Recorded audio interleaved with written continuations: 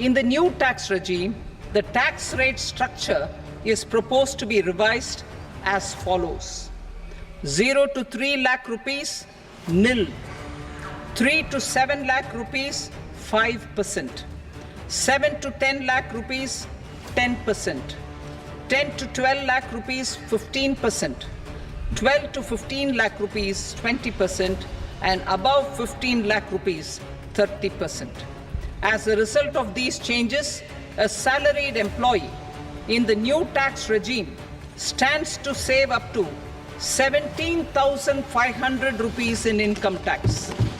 दोस्तों, आज का टॉपिक मेरा, आपका और सरकार का पर्सनल फेवरेट टॉपिक होने वाला है। पॉलिटिशियंस, कॉर्पोरेट्स मजे कर रहे हैं और मैं और आप जैसे लोग पिसते जा रहे हैं और इस मिडिल क्लास ट्रैप का हिस्सा बनकर जी रहे हैं। तो वीडियो अंत तक देखिए, काफी सारे फैक्ट्स एक्सपोज किए हैं विद सॉल्यूशंस। आप सभी को क्या लगता है, आज इंडिया का मिडिल क्लास एक अच्छा लाइफस्टाइल जी रहा है या सिर्फ एक टैक्स पेइंग मशीन बनकर रह गया है?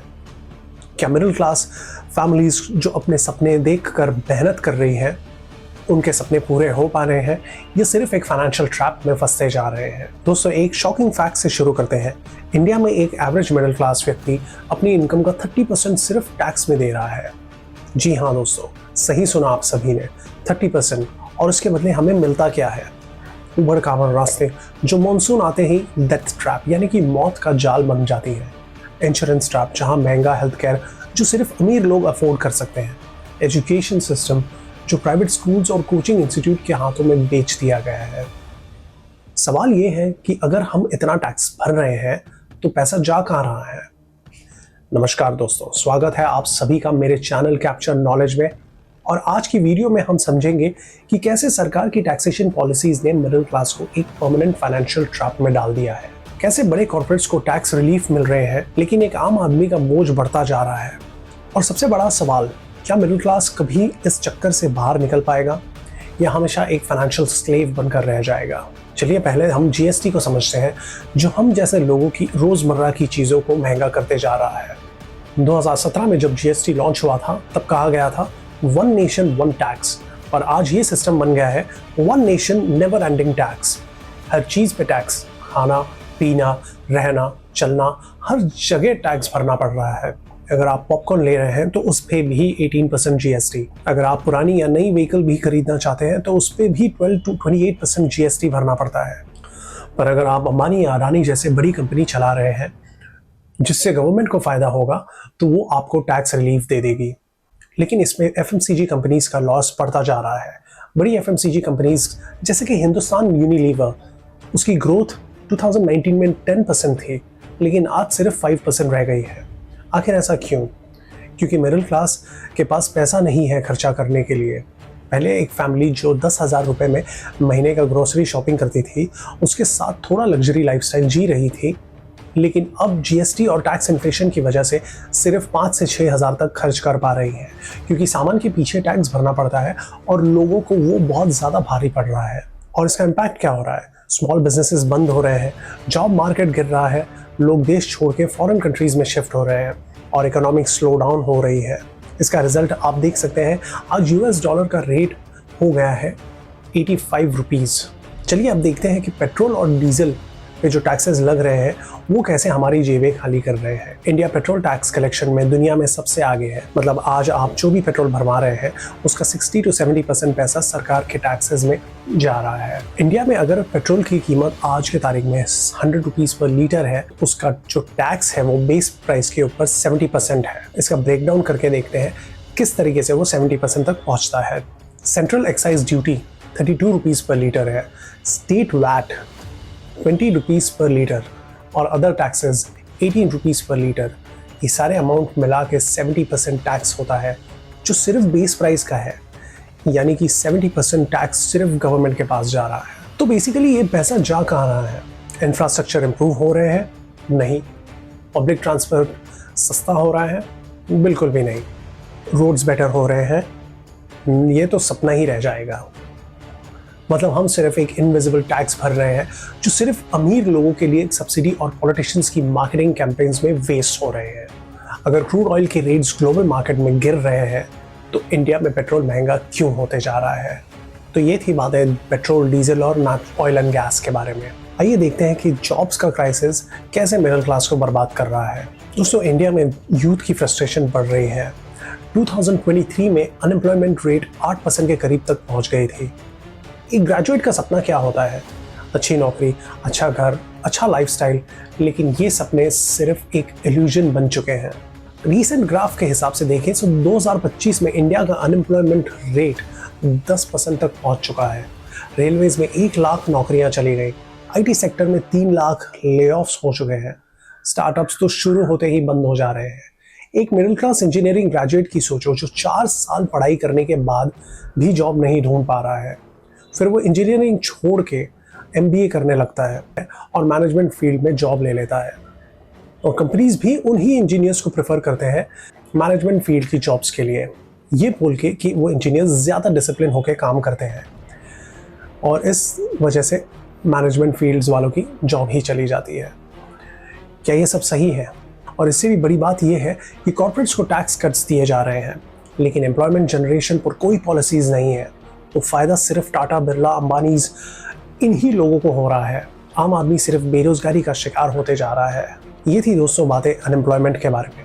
अब समझते हैं कि कैसे अमीर और गरीब के बीच इनइक्वालिटी बढ़ रही है। एक तरफ कॉर्पोरेट्स को टैक्स कट दिया जा रहा है, लेकिन मिडिल क्लास, लोअर क्लास के लिए कोई रिलीफ नहीं है। और दूसरी तरफ यही लोग अपनी सैलरी का major chunk rent, light bill, gas bill और टैक्सेस में देकर सिर्फ जीने की कोशिश कर रहे हैं।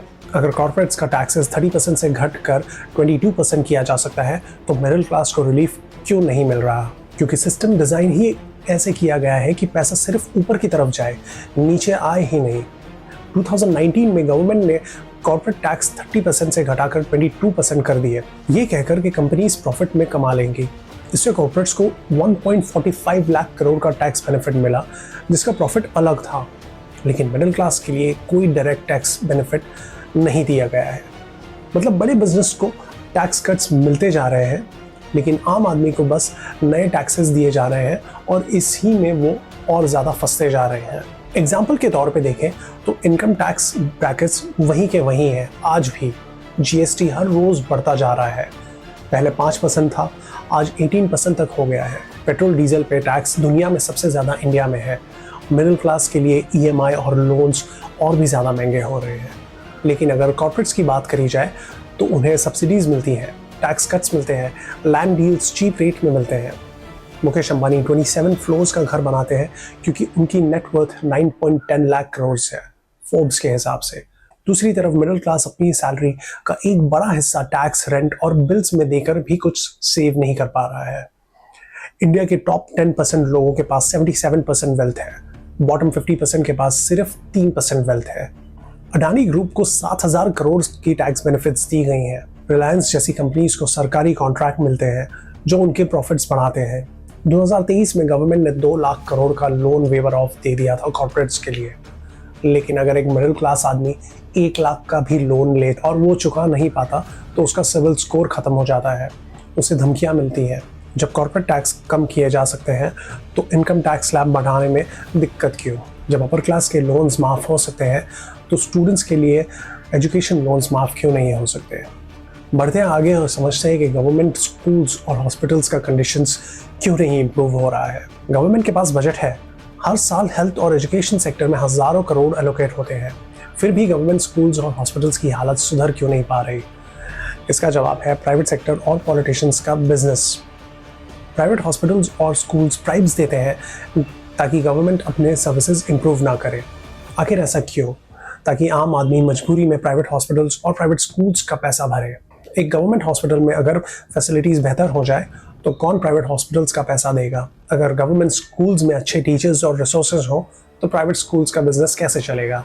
यही वजह है गवर्नमेंट फंड्स तो हैं लेकिन उसका कोई फ़ायदा नहीं हो पा रहा है, क्योंकि सिस्टम बनाया गया है मिडिल क्लास को लूटने के लिए। एक प्राइवेट स्कूल की फ़ीस 1 से 1.5 लाख रुपए है एनुअली। गवर्नमेंट स्कूल में फ़ीस कम है लेकिन फैसिलिटीज़ ज़ीरो है। एक मिडिल क्लास आदमी क्या करे? अगर वो चाहता है उसके बच्चे को अच्छा एजुकेशन मिले तो उसके प्राइवेट स्कूल का पैसा भरना पड़ेगा। मतलब या तो तुम क्वालिटी छोड़ दो या फिर जेब खाली करो। सेम सिचुएशन हॉस्पिटल्स में भी है। गवर्नमेंट हॉस्पिटल्स में फ्री इलाज है लेकिन सुविधा ज़ीरो है। प्राइवेट हॉस्पिटल्स में सुविधा है, लेकिन चार्जेस इतने ज़्यादा है कि गरीब आदमी तो सिर्फ लोन लेकर ही इलाज कर सकता है या फिर वो मर सकता है। मतलब टैक्सेशन पॉलिसीज़ ने आम जनता को एक फाइनेंशियल ट्रैप में फंसा दिया है। या तो गवर्नमेंट फैसिलिटीज़ का वेट करो और तकलीफ झेलो, या फिर प्राइवेट सर्विसेज का पैसा भरो और अपनी सेविंग्स खत्म करो। तो आखिर इसका सॉल्यूशन क्या है? गवर्नमेंट सर्विसेज को इम्प्रूव करने की डिमांड बढ़ानी चाहिए। आम आदमी को ये समझना होगा कि सिर्फ टैक्स देना काफ़ी नहीं है, उसका हिसाब भी मांगना होगा। पॉलिटिकल पार्टीज को सिर्फ मंदिर, मस्जिद या धर्म जाति वाले इश्यूज पे नहीं बल्कि हेल्थ केयर और एजुकेशन पे भी जवाब देना होगा। दोस्तों, मिडिल क्लास यानी कि हम जैसे लोगों का फ्यूचर क्या है? क्या हम एक फाइनेंशियल ट्रैप में फंस चुके हैं? अगर मिडिल क्लास ने अभी आवाज़ नहीं उठाई तो ये फाइनेंशियल स्लेवरी और भी ज़्यादा बढ़ती रहेगी। अगर हम अभी भी नहीं जागेंगे तो हमारे बच्चों का भी फ्यूचर खतरे में है। आपको क्या लगता है, मिडिल क्लास के लिए सबसे बड़ा इशू क्या है? टैक्सेशन, बेरोजगारी या पब्लिक सर्विसेज? कमेंट्स में बताएं और वीडियो शेयर करें ताकि और लोग अपनी रियलिटी को समझ सकें। अगर आपको ये अवेयरनेस इन्फॉर्मेटिव लगी तो इसे लाइक करें, इस वीडियो को शेयर करें ताकि अवेयरनेस फैले। And let's pray for a better future, क्योंकि अगर हम नहीं करेंगे तो कौन करेगा? कैप्चर नॉलेज को सब्सक्राइब करना ना भूलें। मिलते हैं ऐसी अवेयरनेस, इन्फॉर्मेटिव या नॉलेजेबल वीडियो में नेक्स्ट एपिसोड में। धन्यवाद।